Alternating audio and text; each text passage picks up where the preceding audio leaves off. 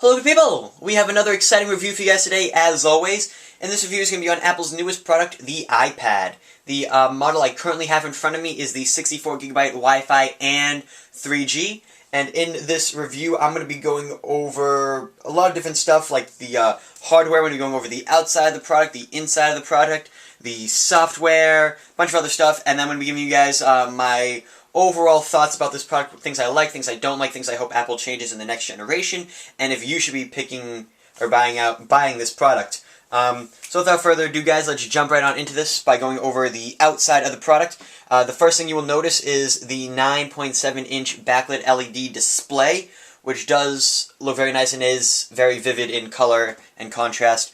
At the bottom of the product, we have Apple's 30-point pin connector. We have the built-in speaker.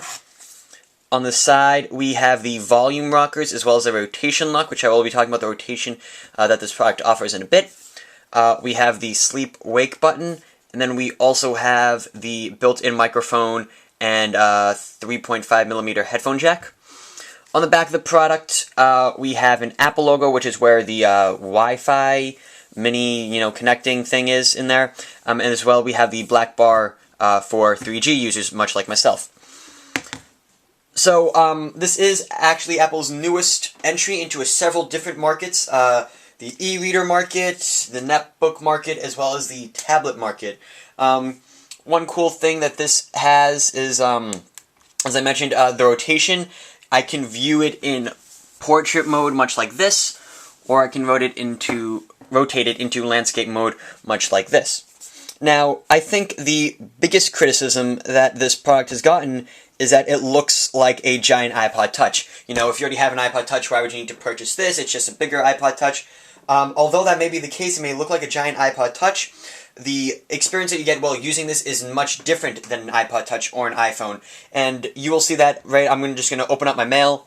If I turn this into landscape mode, you guys can see that I, have my message right here, and then I can also, scroll through my other messages right here. Now, if we can compare that to mail on the iPod, have my iPod right here, slide to unlock, rotate into landscape mode, all I get is just previews of my mail. So as you guys can see right here, you get two different experiences just by viewing your mail on the iPod Touch as opposed to the iPad. So as I did mention, this is Apple's entry into the ebook reader, and they do that by having an application called iBooks. This application is created by Apple, although it does not come pre-installed. You can download it free from the App Store. So I'm just going to boot that up, iBooks. This is supposed to be Apple's online bookstore, where you can download books. You can also import books electronically, of course, and then you can also view them. So the viewing of, the viewing of a book is quite the experience as opposed to actually having the book in your hand. I find it much more cooler. There's animations when you turn the pages like so.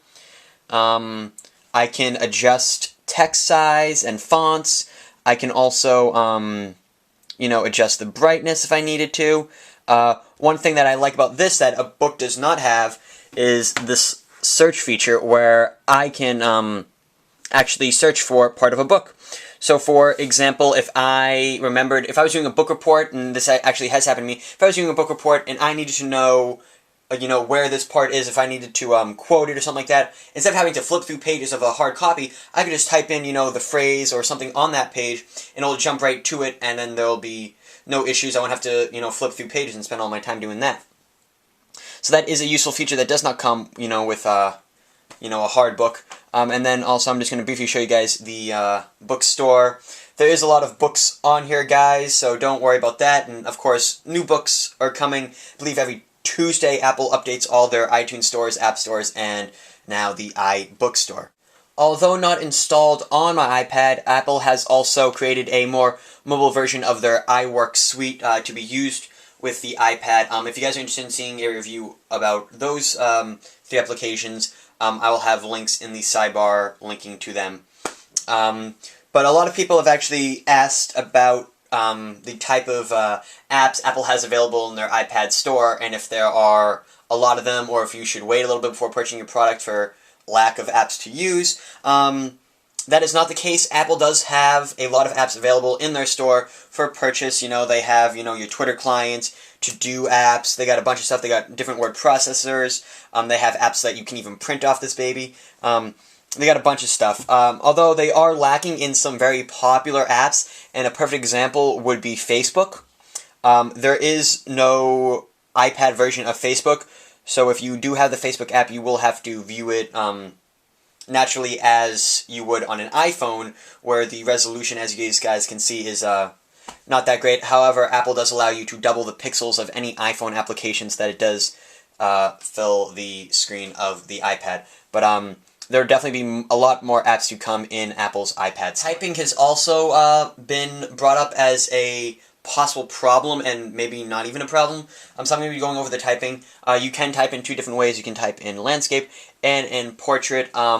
Personally, for me, I find both of them to be comfortable. I can hold the iPad just like this, and then I can just extend my fingers, and then type something, how are you, or something like that. I can also rotate it into landscape mode, and then, easily type something like that. And I just typed hello, how are you again. So typing for me is not an issue. It is about, the keyboard on here in landscape mode is about the same size as the key of Apple's, normal thin keyboard, minus a couple buttons, like Control, Option, your function key and your command key, and caps locks and tabs and things like that. Yeah, so again, guys, typing for me very easy. I would recommend going to a store and trying it out for yourself before you decide to purchase this product. So as I did mention, this model is the model with 3G. When purchasing a 3G model, Apple gives you two choice of plans. They give you 250 megabytes for $15, and they give you unlimited for $30. These contracts are pay as you go, so you can decide 1 month that you do want it and 1 month that you don't want it. I know that if you purchase the 250 megabyte plan, they will give you warnings when your usage is at 20%, 10%, and then finally at 0%. If you go with the unlimited, it does not give you a warning, and it actually just adds on to your credit card, and they keep charging you for it. So that's just something to keep in mind. A lot of questions I get is why I would get the 3G one, and that's because I do not currently have a smartphone. I have a very basic phone. I have a normal messaging phone. So the iPad is actually the perfect product for me to have 3G with, because the screen is bigger than that of a phone, so I can, have more space while viewing, my mail or surfing the web or anything like that. So that is why I got the 3G version, and you guys may have different reasons why you get it and different reasons why you may not get it. Like I said, the main reason is that I don't have a smartphone, but for those of you that have the iPhone, you may want to stick with the Wi-Fi version of the iPad. So the iPad does have 3 different sizes for flash storage space. They have 16 gigabytes, 32 gigabyte, and 64 gigabyte. I have 64 gigabyte, as I said.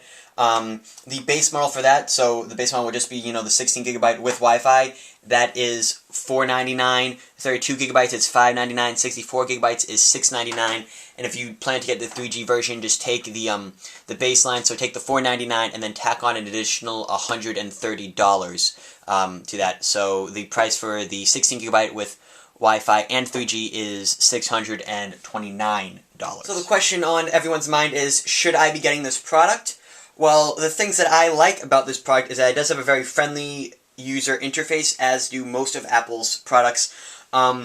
This product is also fun and enjoyable to use, and actually after getting it, I find myself wanting to use this more than I want to use my MacBook or my iMac. If I need to do some sort of research thing or type something up, I just jump straight to my iPad. It's just I just find it more fun to use. Also, because it is lighter, this thing only weighs 1.5 pounds or 1.6 pounds with the 3G version. It's a lot easier to take into school and take places as opposed to taking my MacBook. And as far as taking it to school, I have found no issues taking that. My school is really technology-based. Yes, we do writing on papers and things like that, but a lot of it is computer usage, so the iPad actually does come in handy. The only thing that I really dislike about this product is the fact that there is no camera.